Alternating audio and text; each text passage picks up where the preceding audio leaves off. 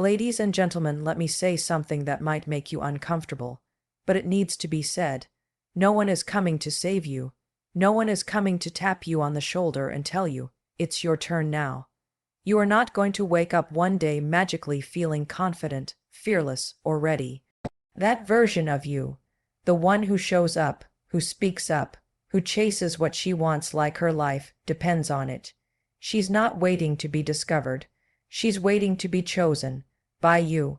We live in a world that tells women to play small, to be nice, be quiet, be grateful for what they have, even if what they have is slowly draining them, and we do it.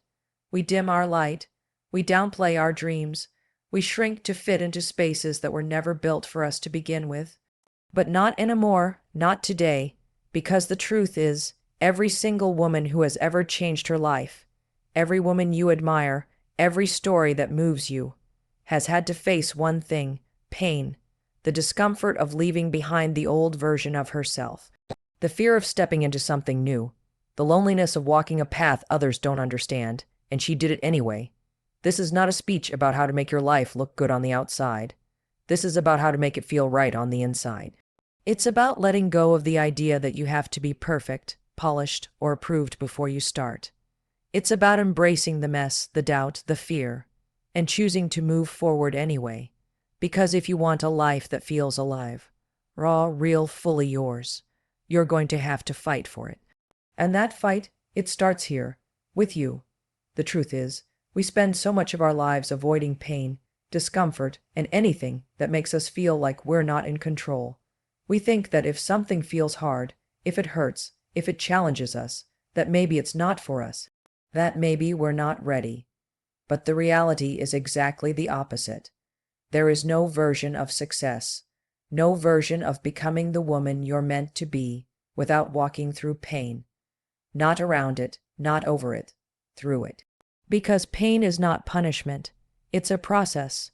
It's the fire that burns away who you no longer are and makes space for who you are becoming.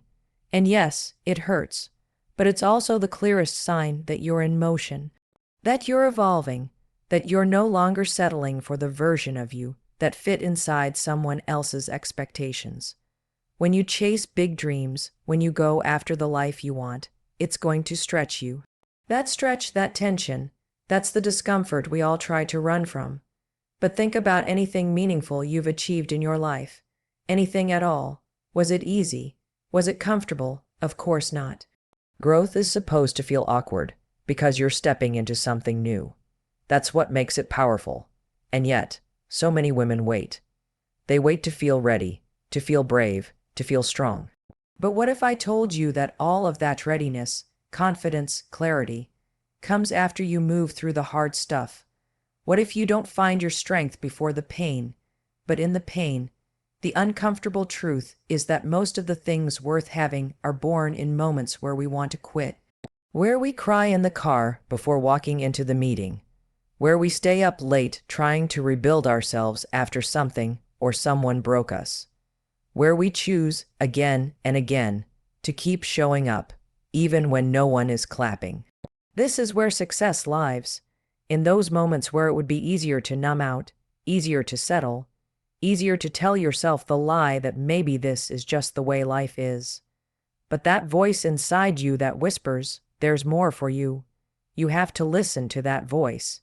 Even when it shakes, especially when it shakes, we grow when we stay in the room with hard emotions. We grow when we do the thing even though it scares the hell out of us. Pain becomes a mirror. It shows you where the real work is. It shows you your limits. And then it asks you, are you willing to go beyond them? That is where the becoming begins. Not in the highlight reel, not in the achievements people post about online, but in the quiet, messy, often invisible fight you have with yourself to keep moving. It's not glamorous, but it's real. And if you can sit with it, breathe through it, and keep going, you are already successful. You are already becoming the kind of woman who doesn't just chase dreams, she builds them, brick by painful brick. This isn't about toxic positivity or pretending everything's fine when it's not. You are allowed to scream, to break down, to feel overwhelmed. But just know that those feelings aren't a stop, they're a signal. A signal that you're doing something brave, that you're no longer shrinking to fit, that you are walking away from who you were and toward who you want to be. And yes, it costs something. It costs comfort. It costs certainty. It costs the safety of what you've always known. But what you gain, that's yours forever. No one can take that from you. We don't get to skip the hard parts. We don't get to rise without the fall. And we don't get to become powerful, grounded, fully alive women by playing small and staying safe. You want the life you dream about, you're going to have to hurt for it. You're going to have to keep showing up when it's heavy. You're going to have to get honest about what's holding you back, even when it's you. Pain is the teacher. Discomfort is the doorway. Stop waiting for it to get easier. Start choosing to get stronger. Self-doubt has a way of creeping in at the exact moment you start to take your life seriously. It shows up not because you're incapable, but because you're close to the edge of something new, something that matters. And the mistake we make, especially as women, is thinking that the presence of doubt means the absence of ability. We feel unsure, so we assume we're unworthy. We question ourselves, so we hold back. But here's the truth that no one tells you, self-doubt is not a stop sign. It's not a warning that you're doing the wrong thing. It's a signal. It means you're doing something that matters. It means you're stepping outside of what's familiar and into territory that requires growth. And that growth, that's exactly where you're supposed to be. Most of us were conditioned to believe that confidence comes first, that you have to feel certain before you act, but it's the other way around. Action creates confidence. Movement chips away at fear. You don't magically become the kind of woman who believes in herself by sitting around waiting to feel ready. You become her by doing the thing while your hands are shaking. You become her by showing up for yourself, especially when your inner critic is screaming. Self-doubt will always be loud when you're doing something bold. That's not a reason to stop. That's your proof that you're in the right arena. Think about it. Do you feel self-doubt when you're doing something easy, something you've already mastered? Of course not. You feel self-doubt when you're challenging yourself, when you're building new muscles, when you're going after something that isn't guaranteed. And that's exactly what growth feels like. Uncertain, messy, uncomfortable. But if you listen to that doubt as a reason to quit, you'll miss the very transformation that it's trying to signal. Because on the other side of that doubt is evidence. Evidence that you are stronger than you think, that you are more capable than you feel, that you are not defined by your fear, but by your willingness to keep going despite it. We've been taught to take doubt as a disqualifier. But what if it's actually an invitation? What if that internal friction is there to show you where to lean in, not where to pull back? When you feel self-doubt, it's a chance to build resilience. It's a moment to choose courage. It's a fork in the road that asks, are you going to believe the story that says you can't? Or are you going to write a new one that says you can? Because the women who succeed, the ones you admire, the ones out there doing big, brave things, they don't have less doubt. They've just learned not to listen to it. And listen, this isn't about ignoring your fears or pretending to be fearless. It's about learning to coexist with the noise in your head without letting it steer the wheel. Self-doubt gets loud when you're breaking patterns, when you're refusing to settle, when you're walking away from people or roles that kept you small. That discomfort isn't a flaw. It's part of the process. It's the tension between who you've been and who you're becoming. And every time you move forward anyway, every time you take the meeting, post the content, have the conversation, launch the project, you teach your nervous system that you can survive the discomfort, that you don't need to feel fearless to act with power. Start treating self-doubt like a clue, not a curse. When it shows up, ask yourself, what am I afraid of? Is it failure, rejection, judgment? And then ask, what's more important than that fear? Is it your freedom, your peace, your potential? That's where your motivation lies. That's where your fire is. Not in feeling totally confident, but in choosing yourself again and again, even when it's hard. The women who change their lives, who step into their power, who do the work, they feel doubt. But they don't stop there. They let it light a fire under them.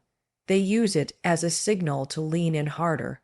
Because if something scares you and excites you, that's not a red light, that's a green one.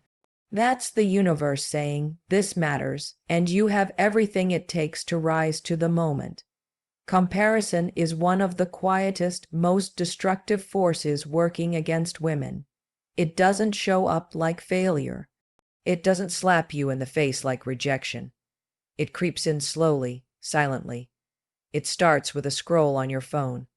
It starts when you look across the room at someone who seems more polished, more successful, more confident. And before you realize it, you're questioning everything about yourself. You're measuring your life against someone else's highlight reel. You're stacking your progress against someone else's peak moment, forgetting the fight it took them to get there. But here's the truth. Comparison is a thief. It steals your joy. It robs you of your focus. It distracts you from your own path, your own progress, your own potential.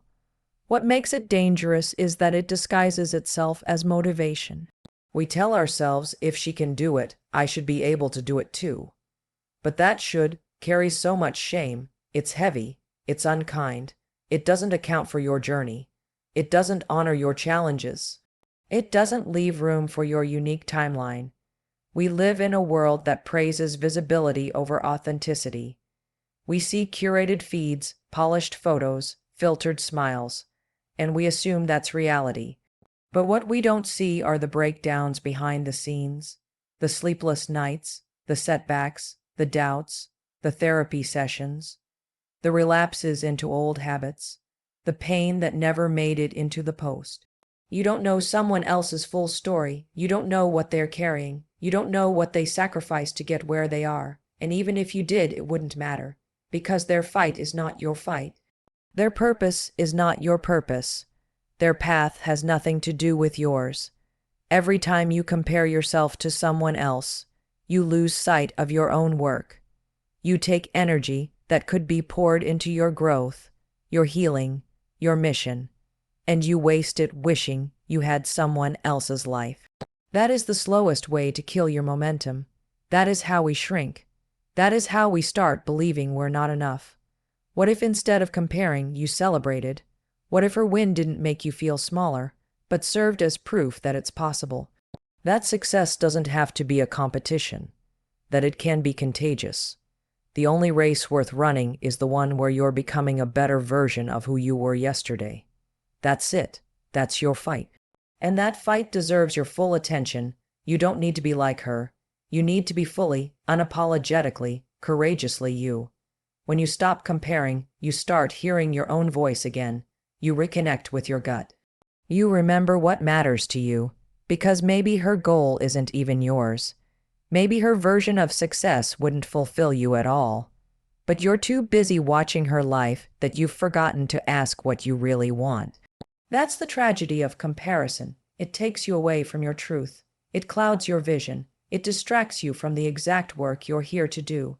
Focus on your own fight. Stay in your own lane. Do the messy, imperfect, unglamorous work of building your life from the inside out. No shortcuts, no filters, just honesty, just effort, just showing up for yourself again and again, even when it feels like everyone else is ahead, because they're not. There is no ahead. There is only aligned. And when you are aligned with your purpose, your pace doesn't matter. Your timeline doesn't matter. The noise around you doesn't matter.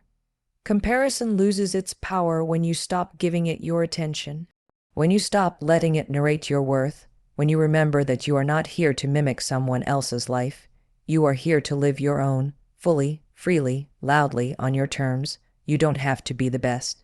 You just have to be real.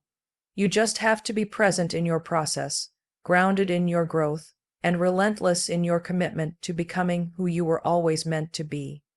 We grow up learning how to be nice, how to be polite, how to be accommodating, agreeable, likable. Especially as women, we are often taught, directly or indirectly, that our value is connected to how much we give, how much we tolerate, how available we are to everyone else's needs. So when we start setting boundaries, when we finally decide to say no, it feels wrong. It feels uncomfortable. And for some of us, it feels selfish. But it's not. Boundaries are not selfish. They are self-respect in action. They are a declaration of your worth. They are how you protect your energy, your peace, and your purpose. People will tell you that you've changed when you start setting boundaries. They'll say you're being distant, cold, difficult, too much. But what's really happening is that you're finally choosing you. You're no longer bending to keep the peace while sacrificing your own. You're no longer shrinking to make others comfortable. You're no longer saying yes when everything in your body is screaming no. That's not selfish. That's healing. That's growth. That's you deciding that your needs matter just as much as anyone else's. Setting boundaries isn't about pushing people away, it's about getting clear on what you will and will not allow in your life. It's about recognizing that your time is valuable, your energy is sacred, your mental health is a priority, and if someone can't honor that, they don't belong in your inner circle. It doesn't mean you don't love them. It means you love yourself too. You're not here to be everything for everyone. You're not here to carry emotional weight that doesn't belong to you. You're not responsible for managing other people's reactions to your truth. And yes, some people will be uncomfortable with your boundaries, especially the ones who benefited from your lack of them. That's okay. Let them be uncomfortable. You're not here to keep everyone happy. You're here to live fully, freely, and with integrity. You're here to build a life that reflects your values, not one that's dictated by guilt or obligation. The more you practice setting boundaries, the stronger your self-worth becomes. You start to see the difference between being kind and being a doormat, between being supportive and being used, between being available and being exploited. You stop apologizing for having needs. You stop over-explaining your choices. You stop giving access to people who only take and never give. That is what self-respect looks like. It's not loud. It's not angry. It's not dramatic. It's quiet, calm, firm. It's the inner knowing that you deserve relationships that are mutual, not one-sided. That you deserve to rest, not just hustle. That you deserve to say no even without a reason. Boundaries are how you teach people how to treat you. Every time you let someone cross a line without consequence, you reinforce the idea that the line doesn't matter. But when you enforce a boundary, when you honor yourself even when it's uncomfortable, you send a different message. You say, I value myself enough to protect my peace. You say, my worth isn't up for negotiation. That is not selfish, that is power, and here's the thing. Setting boundaries will cost you something. It might cost you approval. It might cost you certain relationships.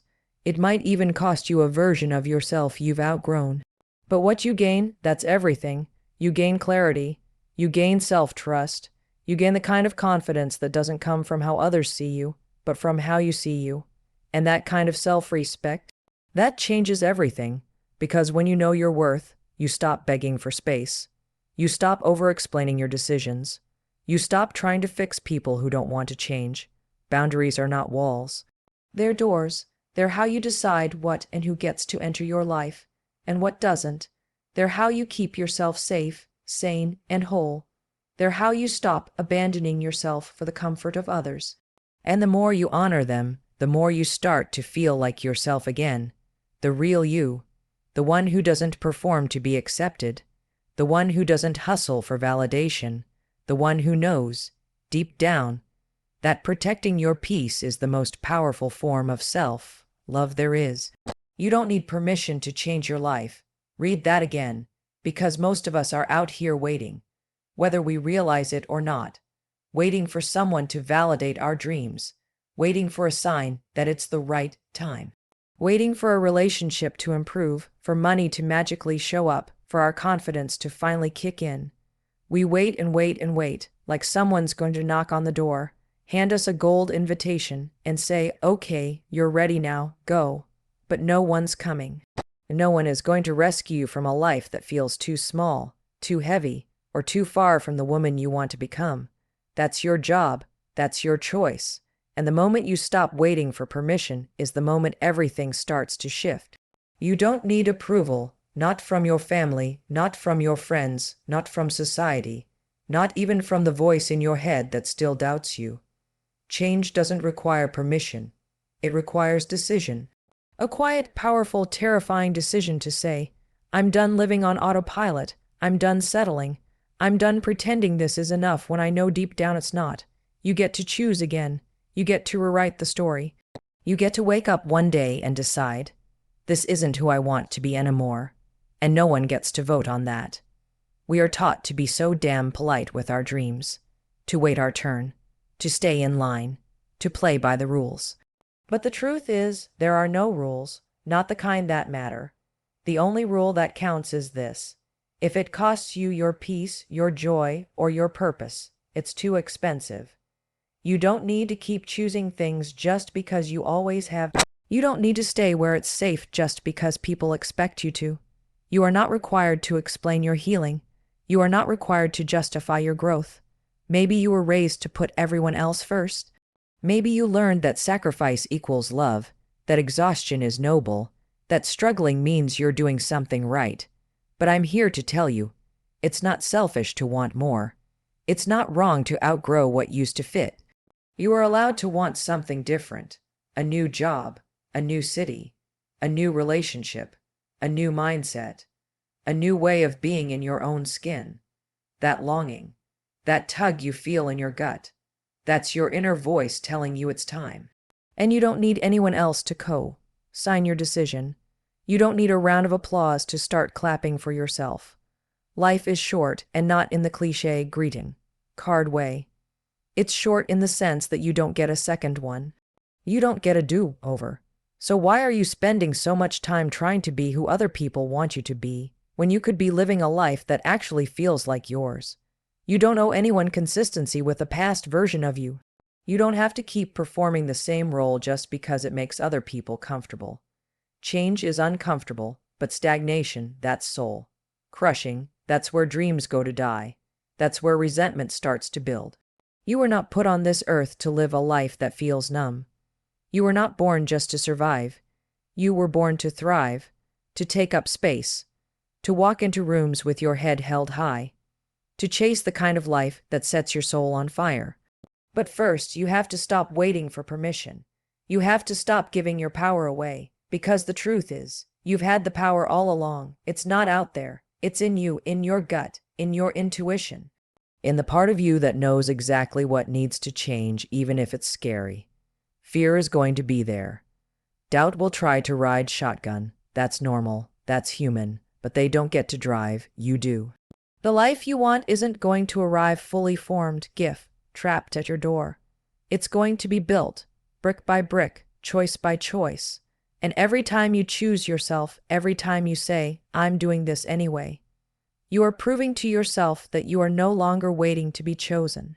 You are choosing you. You don't need permission to start over. You don't need permission to heal.